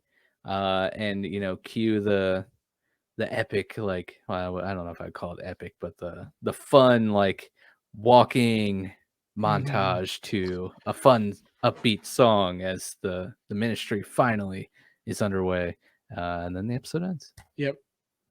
I keep on I'm bringing up other movie things, but it's like The Hangover when they're walking and they got the baby on him, the glasses, and it's the end, and I don't know, I'm just envisioning all these ridiculous scenes, It's but, like because that's how the disciples well are. well, they are, they're hugging and walking and Yeah, but they're cheesing also it, like a and big bunch of buffoons, like the people from The Hangover were, so yeah. totally applies. Well, just because 'cause they're walking away, like, clueless of Yeah, like, what like, they have no idea, like, it's like it it's like later on when you read Jesus telling, Peter, like, "Hey, bro, like, I'm gonna die here," and he's like, "What?" And, yeah, I mean, he literally tells Simon to "Get behind me, Satan," yeah, because, and so, like, they're just literally clueless, and which is fair, I don't think there's anything I don't know, I mean, they're not right. I don't know, Well, but like, yeah, they have no idea, like, all the amazing things that are about to happen, but also, like, what comes along with that on mhm, the other side of the coin, what is going to happen. Um, which, hey, we have the benefit of hindsight and mhm, yep, uh, seeing this play out. But yeah, man, I don't know. I just couldn't imagine what leaving that well would be like. Uh, it'd be pretty nuts. but it's yeah, it's good, though, I like it, I think it's a good ending to a first season, we're here, um, We did it. we did it. Yes, yes, yes. So normally, what we would do on a companion series on the last episode is speculate on what we might see in the upcoming next season. But we've already watched the next season, so obviously we're not going to do that. But I will ask you, like, what are your thoughts as a whole of season one? Um, like how they led up to the beginning of the ministry. Like, do you think it would have benefited starting with the ministry? Or do you think like the path they took throughout the season is like what was needed to kind of build context, things of that. Like, how do you think? We'll start with that, and then we'll Yeah, go on to I this. think I really think I listened to a couple interviews throughout, I don't know, the past couple months or whatever of Dallas Jenkins and um read some things, and I don't like, it's not, I don't think, what I love about the show is the goal isn't just to, all right, look, I don't want to speak for him and like do this, but like, of course the goal is to tell the gospel, right? That's not what I'm Hmm. trying to diminish here. It's y- the goal is to build context, I think, Hmm. and that's really with anything. I mean, most of the people that I follow and the books I read, and like I read these things because, NT Wright is a writer that does it really well. Um, Bible Project is a great resource that Oh has yeah. these videos and stuff. And the goal is to give context to things and to Hmm. understand the culture and what you're here. And I think they're doing a great job at it. Do they have the ridiculous statements sometimes when like I think of it back on the one episode where the leper comes in and he's like, you should be 40 for, yeah, schmickles behind me or yeah, and whatever. and so like, there's that, and but it is, like, I didn't know that. I didn't know the Yeah. exact number. Well, now I do. Actually, I don't remember actually the no, I Same. think he said cubits, 4 Yeah, cubits. I don't But even, I've now I said know that a schmickles. leper I should be don't 4 know. cubits from me, Yeah, exactly. No, I Keep I that just think that handy. it does a really good job at giving you context into what it is, what Rome is kinda like. Well, I guess not really much of what Rome is kinda like, but it's just, it's building context, it's building characters, and I think it's a great spin on some of these characters that, you know, like, I think, we joke around a lot about like creative liberties and stuff, but like the point of reading, well, when we read the Bible, it's a story in front of us. The truth of the characters and this is like, that's not, I mean, it's an important thing. I don't want to try to, I'm trying to choose my words right here because obviously it's important, the truth of it. But like, you don't need a story, you don't need a factual story to find truth in it. So like when you read it, it's a story in front of you. And Hmm. there's real characters that lived this life, that they followed a real person named Jesus.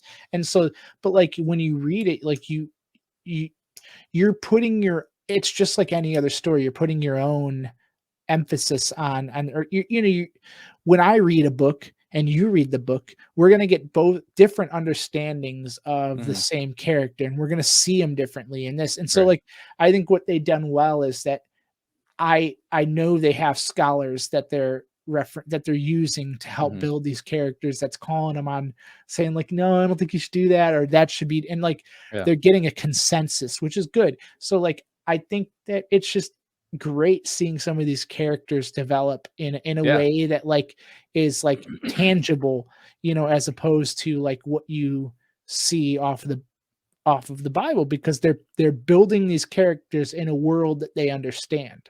Right. Like, I'm not a scholar of what Rome was like, or what Jerusalem or Israel was like. I'm Hmm. not that scholar, so I'm not like, I don't understand fully. And I think like you get into these and you start to understand it Hmm. more. So it's done really got good at that. Yeah, and to go off of that, the whole story thing is like, also, it's not like Tolkien wrote the Bible. Like, it's not like each gospel, each book of the Bible was written with incredible detail, right? So sometimes understanding the context and the implications of what is written in there can be lost on us now because we weren't around when it was written. Mhm. Um, so things like The Chosen, things like study guides, or like, um, I don't know, like amplified Bibles, or like, they're all tools in the tool belt to help you understand scripture. Mhm. They're not there to replace scripture, right? Like, Dallas has said it quite a few times, like, this is not a replacement of you reading scripture and figuring this stuff out. This is merely a tool to help you understand, hopefully, like, right, make it relatable, um, things like that.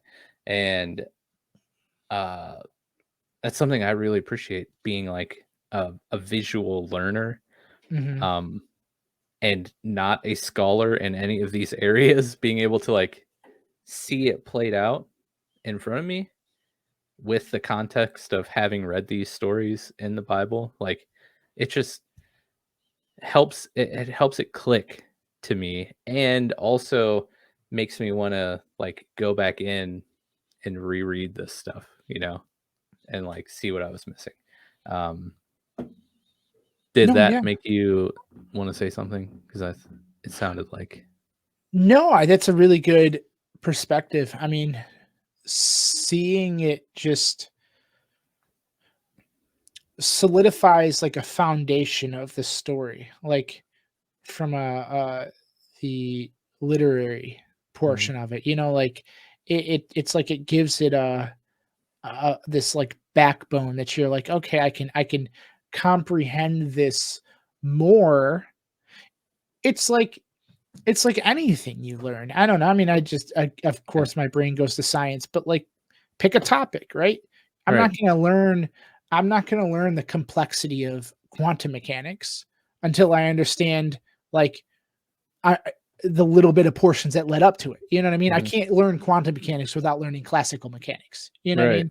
And but like classical is like early on, like Newtonian, Oh yeah, and then you get yeah, I remember all right. Newtonian. He was a cool dude. Stop. All right. But the reality is like you need to, by understanding this and getting a visual, like you said, it makes you want to go back, Right. understand or re-go through it, because now what you're doing is it's like when we rewatched this a second time, like a Nicodemus stood out to me, and Mhm, I was more curious about him, and he's like, I've read the gospels a lot, and it's like Nicodemus didn't stick out to me like that. This visual of him just, it's like I see him in a whole different way because of mhm, this.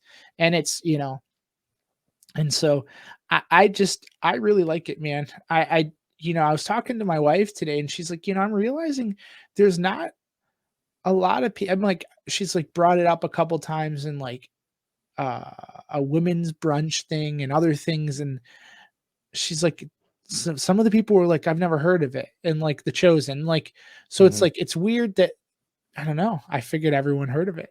Right. Yeah, you'd It's think it would be a more popular thing amongst the uh-huh. Christian, like, sect of people, but it is still kind of relatively unknown, and to those that, are aware of it, it's kind of divisive. People like, Oh, well, I feel like it's one or the other. You either people love it or people, like, mhm. hate it. Well, that yeah, because, Jesus, why would he tell jokes?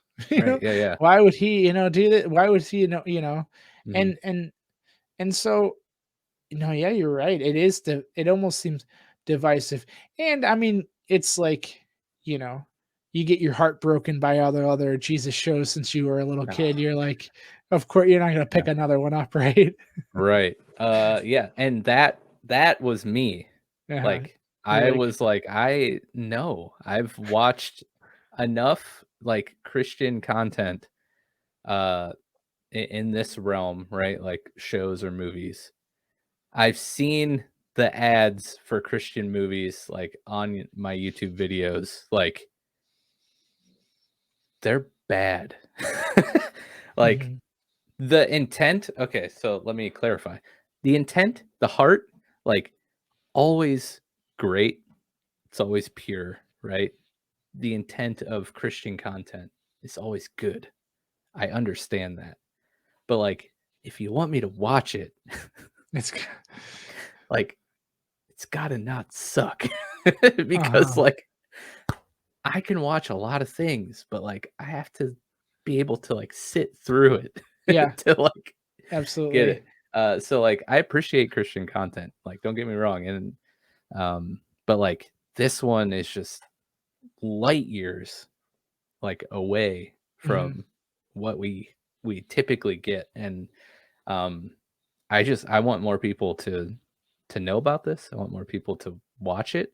And I think it would even be a great show for somebody who isn't a Christian, isn't a follower of Jesus, to like get introduced to the New Testament, like Mhm. who the Jesus was, as like a starting point, right? To because it does a great job of introducing that.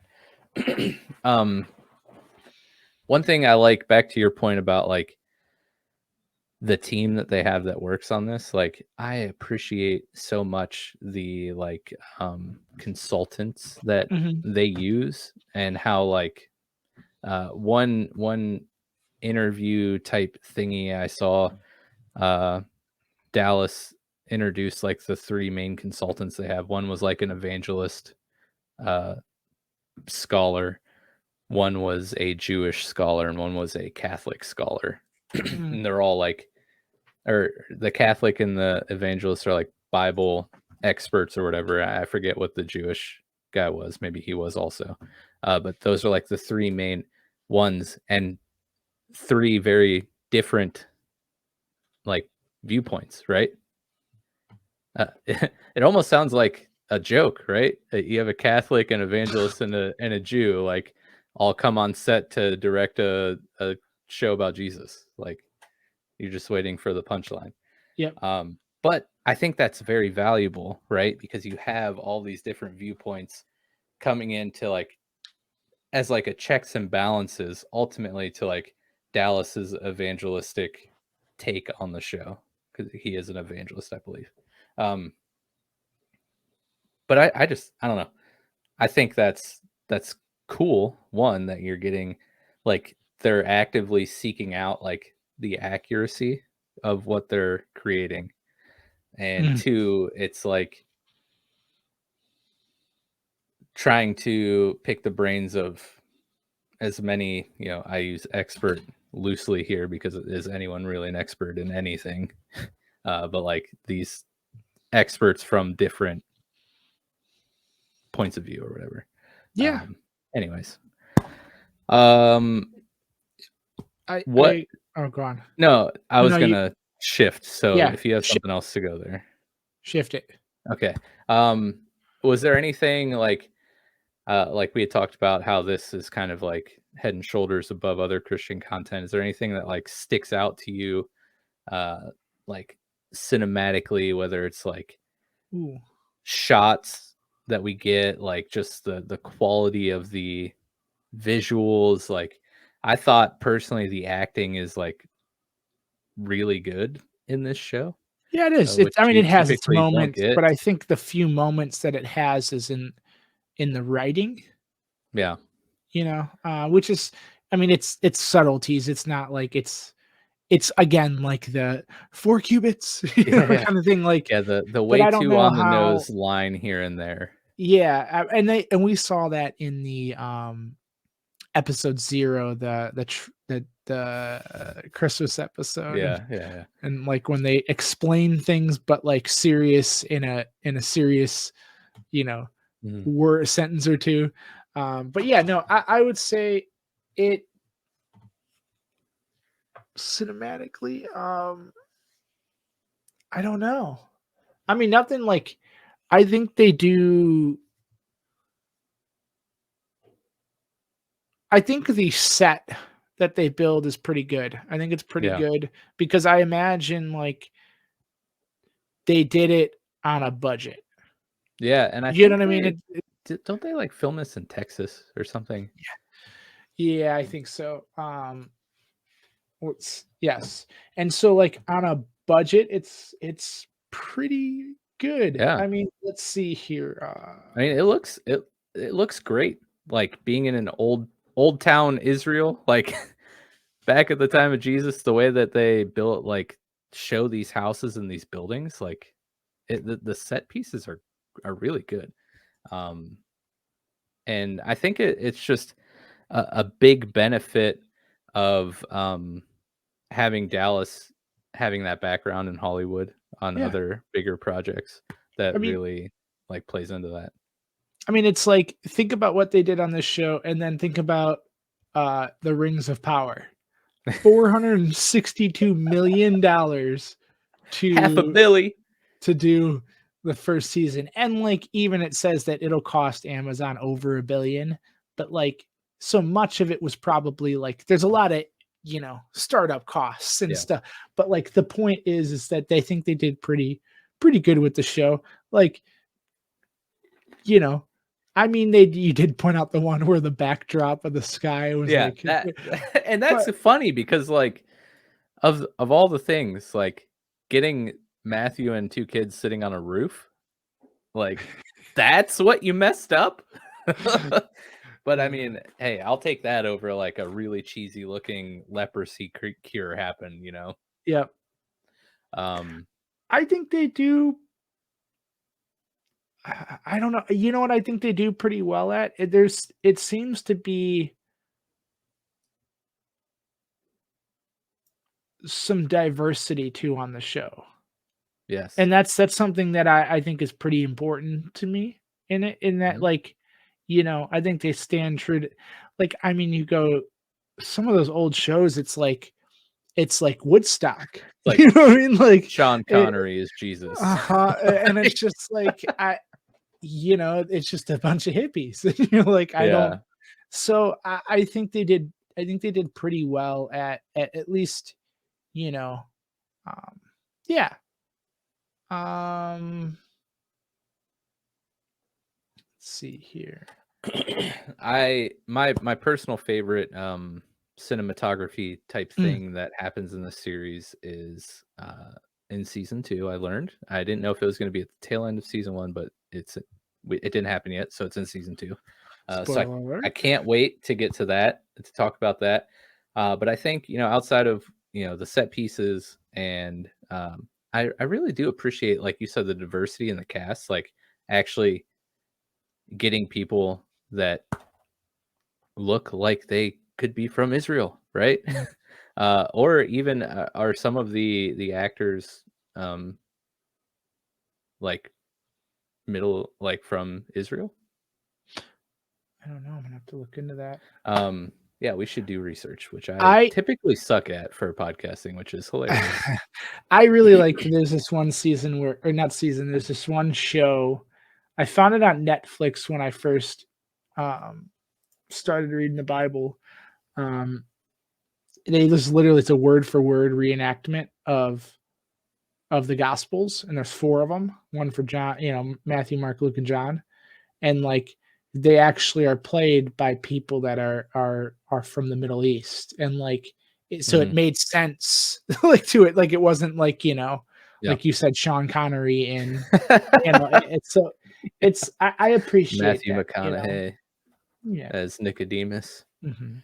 No, so Um, I think they did well at casting. I think they did good at the set. I think they mhm. did, and I mean, even the cast alone, I mean, all of that aside, like, I think that everyone has so far has been, like, fantastic, you Yeah, know? And that's what so, I was which about to is get to is that I really do think the acting is pretty great in this show. mhm, Um, the disciples so far, like that have had bigger roles, um, like Jesus is acted so great. Nicodemus was great.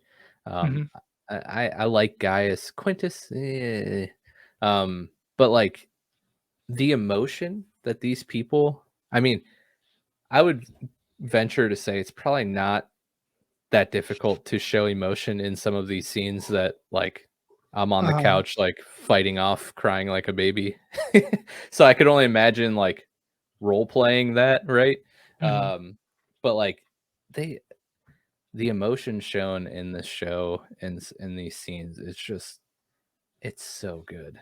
Like, it's so effective, and it it blows every other Christian content that I've seen just out of the water.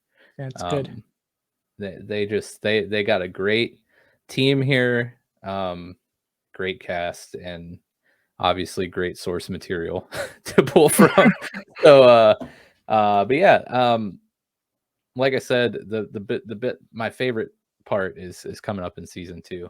And I can't wait to get into that. But Yeah, I'm excited to actually I'm excited to actually watch the last episode of season 2 because I'm like, after all this talking, I'm like, I'm like so ready to watch it, and I'm that's so funny. I keep forgetting, and you've said it a yeah. couple times now. Like that's So gonna there be is so great. actually a spoiler alert, and I just prefacing this, um, we will have some issues if you ruin that for me. No, I'm just so please do not ruin that. All right, No. I will try. You have to remind me every episode we do from now on to like not look too Hey, far into the future. 7 episodes until we see the one I've never seen. Yeah, yeah. But yeah, thank you guys so much for tuning in. I Yeah. hope that you enjoyed season 1 as much as we did. Uh, like we've said the last few times, we're really enjoying doing this podcast series. So thank you for listening. We hope you're enjoying it as well. Do you have anything going on these days over on the Nerdy Bible, sir? Not sure Um, if I actually said a word there, so let me say that again. The Nerdy Bible. I was just kind of like the Nerdy Bible. no, I mean, well, we just started, we're a nonprofit. We just started partnering with a local, like leader, like, they do a bunch of things with a bunch of different nonprofits. And so we got a boardroom and all this stuff. It's pretty cool. But That is pretty rad. I'm going to start a new series of, because this is going to run out of episodes here, and we're just going to be doing it live every time a new episode comes out, so it's pretty exciting. But Yeah. I'm going to start a new podcast series starting in Woohoo. early in next year. And so what I'm Nice. going to be doing is interviewing a lot of leaders in the church and just different areas there, and so I already have a few lined up, and just seeing like why is the church the way it is right now? Like, what are we, what is it doing good? What is it doing bad? What is it? So, Mhm. yeah, super excited about that. And I'm going to continue on with the whole scientists, spotlighting a scientist every once in a while. And so, yeah, just a lot of little things happening, and just excited to start planning for the next year. That's awesome. I'm What about excited you? excited for that new series. Yes. We also might have another collaboration coming maybe at the start of next year that Yes. should be exciting, hopefully, that I'm getting really excited about already. Um, and yeah, I can't wait until we're caught up to live episodes. A live episode companion series is so much more fun. Not that I mean these are fun, but it's a lot Well, more fun when you're seeing it for the first time, talking about it for the first y- time, and then like anticipating what's going to come and next. what's gonna make it even better is that, like, it's like when you do have a show, it's like, all right, well, every Sunday it's gonna be on, right? Yeah. We don't know it. So it's literally like this, Yeah. what I loved about it so far is I remember the one night he put out an episode and I watched it live because I watched everything live up, and like it'd be like, hey, it's Oh, coming out except tonight. for the I'm last watching like episode. yeah, except for the last episode. I don't even know what happened. But then literally after the episode, he went to Dallas again, and it was like he's like, all right, here's the next episode. And so like it was really cool to like so you have no idea like what is Mhm. coming. So it's pretty exciting that it'll be like we're news reporters, chasing the scene, Oh, yeah. so it'll be exciting. So It'll be I'm looking great. forward to it. Um, we have, let me look at my giant Let me calendar let me on my move my desk. giant Bulbasaur and look at Yeah, my giant because calendar. I still live in the Stone Ages and write things on a desk calendar instead of Hey, Google. This Sunday is our fourth Dungeons and Dragons session, I think. We're level 4, moving on up. The DM said we'll probably be level 5 by the end of Sunday, so I can only I'll have imagine the craziness that's about to, unfold. I'll have So to that's fun. Yeah, you'll have to tune in to Showboys Gaming on YouTube, mm, or if you want to watch live, Showboys podcast on Twitch. But yeah, we just got I don't know. There's always stuff going on.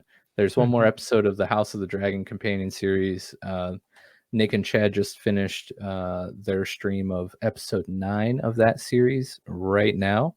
I actually just saw them talking in Discord that they're done with the episode tonight. So one more next Monday. So be on the lookout for that if you're into that. And man, there's just so many good shows out right now. Like I just finished She-Hulk. That season just wrapped up. By the way, really funny, super meta portion of the finale of that episode, which was hysterical. Rings of Power season 1 just finished up, and that was pretty epic. I'm trying to catch back up in Andor for the Star Wars universe. There's just I usually wait until they're all so out, and then I watch the Star Wars ones. dude, Andor. I never finished Boba Fett. I don't know. Exactly. I mean, that's just like Mandalorian season 2.5. Yeah. But yeah, Andor so far, best Star Wars series. The Lion King hands down. 1.5. And yeah, Rogue One is my favorite Star Wars movie. So getting more of that story, yes, please. But just subscribe to us on YouTube, Showboys Podcast, Showboys Gaming. Join our Discord. Join Nerdy Bibles new Discord. Get in there, christen that son of a gun. Be one of the first. What is there? 3 members now? I know I'm one. I know you're one. No, there's thousands of people in there, and they're just all waiting for you to say the first thing. That's so just right. Remember that. Hey, no, you got to start somewhere, my friend, and you just started. I haven't even made my own Discord is basically the end of this episode. Your Discord is now publicly launched. It's me, bot that I put in there to moderate. Oh man. Well, all right, we've drugged this out way too long. Yeah, no, thank you guys for listening. Ranting for another 45 minutes, and we'll make our longest episode. So we'll see you next week to kick off season 2. Have a wonderful evening. Bye, everyone. Good day.